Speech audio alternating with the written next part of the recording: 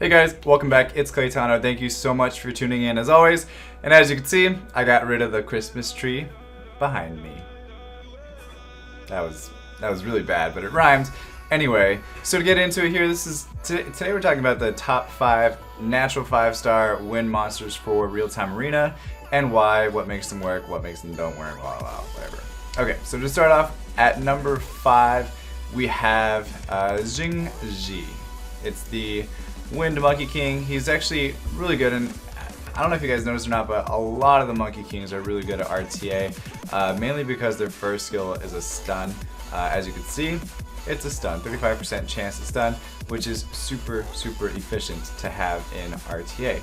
Also, the fact that the base speed on a lot of them is really nice as well. Jingji being 117 base speed, it's like one of the highest ones in the game, so it's really nice to see. Also, the passive that Jingji brings is decreasing the inflicted damage by 25% and counterattacks with a 25% chance when an ally is attacked. So not only is he counterattacking a quarter of the time, but it seems like it's a lot more, like 50% of the time or more even.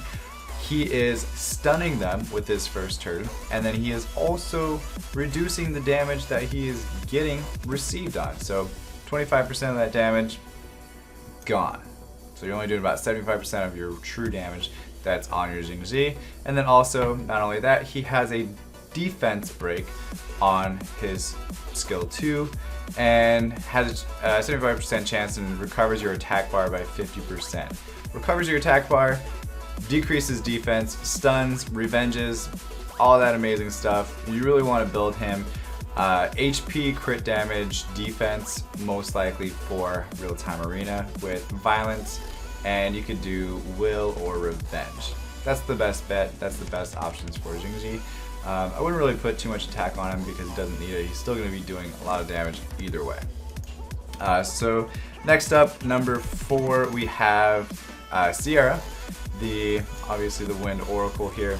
The reason why Sierra is always a good option is because obviously first skill increases her attack bar, throws the bomb on, detonates it. So really it's a threat because she can nuke down one monster on the other team. She's always going to be a threat. She's going to be not only doing this, but it's a really low skill cooldown for her bombs. So if you put her on Violent, if you put her on Will, chances are she's going to get a lot of bombs off during the fight. Lots of bombs means lots of dead enemies, and lots of room for your allies to kind of move around, do whatever they need to do, because Sierra is going to be taking the brunt of the damage. So as long as you can protect her with somebody, she is an amazing option to have. Also, a good option to ban as well. Number 3 on the list is the Wind Panda. Super strong overall, like in a lot of different aspects of the game, especially Guild Wars and even arena defense is pretty good. But he really is a really good bruiser monster. Okay, he's got a defense break on turn 1, which always is nice. He removes his own harmful effects, so if you don't have a cleanser on your team, he could just cleanse himself. Also, he works as a secondary healer with his turn 2 as well. And then he has this passive that makes him really scary. Okay, they even nerfed his passive, which I definitely agree with, but I feel like if they can nerf Wind Panda, why don't they nerf some other monsters? I don't know. Well, we won't get into that. So for his passive though, your attack bar increases by 20% whenever you're attacked. Your attacks will inflict additional damage that is proportionate to your defense whenever you attack. So it's not like based on getting hit with a critical hit. It's not based on anything. If you are touched, if you are flicked, you're like, I'm just gonna increase my attack bar and come back and kill you, because that's how crazy the monster is. You get touched. So any AoE, any single time, like, it's ridiculous. He could solo a team if it gets down to the wire, because he's a defense-based monster. Defense-based monsters scale really well in RTA because HP lowers, attack increases, defense remains the same. So anything defense based is really going to be your best bet in RTA. Fang Yan being one especially. Unfortunately, his leader skill doesn't work in RTA, but that would just be way too much if it did. As you can see, also awakened into critical rate, but definitely build him violent, violent will, violent revenge, violent nemesis. I think is a little bit redundant, but you can do it. Those are the best options. Probably violent if you wanted to do defense, crit damage defense, or HP crit damage defense, or just do speed defense, depending on what you want to ruin him with, what other monsters he's running with, you can use either one. Number 2 on the list is a pretty obvious choice. It is Ganymede, or however you guys say it. I apologize if I'm butchering the name, but Ganymede. I feel weird saying that name. Obviously, the first thing that you see is his base speed at 113. It's really nice. The best way to build him is probably Swift or Violent. Violent is probably the best option out of the two. If you felt like you needed Swift, it's viable because his third skill here attacks the enemy with an irresistible attack to put the target's skill on max cooldown and sets the attack bar of all enemies to 0. What the fuck? So, irresistible. Irresistible. It is irresistible. That right there is... I don't feel like they should have irresistible skills in the game, personally.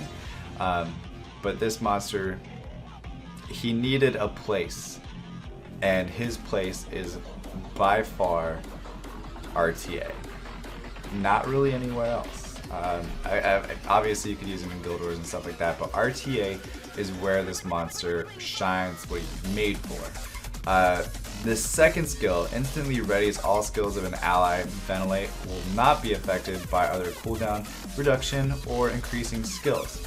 So Zeros, Water Fairy King, anything, it's like, nope, screw that, I'm good, I'm just gonna ventilate myself so I can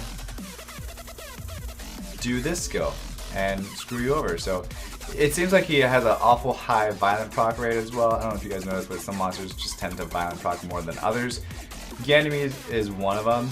He likes to ventilate and then go right into Seal Magic, and then you're pretty much done. If you don't have any sort of will, if you don't have any sort of immunity buffers or anything like that, Ganymede will tear you apart. He can single-handedly control the match because of these two skills. Also, say he doesn't get reset, of course, and say your team is under huge debuffs. He can ventilate his cleanser that's with him and completely get out of it, because ventilate increases all their skills again and they're ready up. They remove all the buffs and they're back in the game. Not to mention he has a buff removal skill on his first turn, which is completely relevant in Guild Wars, or not Guild Wars, in RTA all the time. It's always, if you have somebody that can do this much in one kit, it's great. He is a top tier, 100% top tier monster in RTA. Okay, moving on from Ganymede though. Number 1 on the list is Halor. Okay, Halor is crazy. Okay, I'll tell you guys why. Because it decreases the attack bar of all enemies by 75% each and puts them to sleep for 2 turns.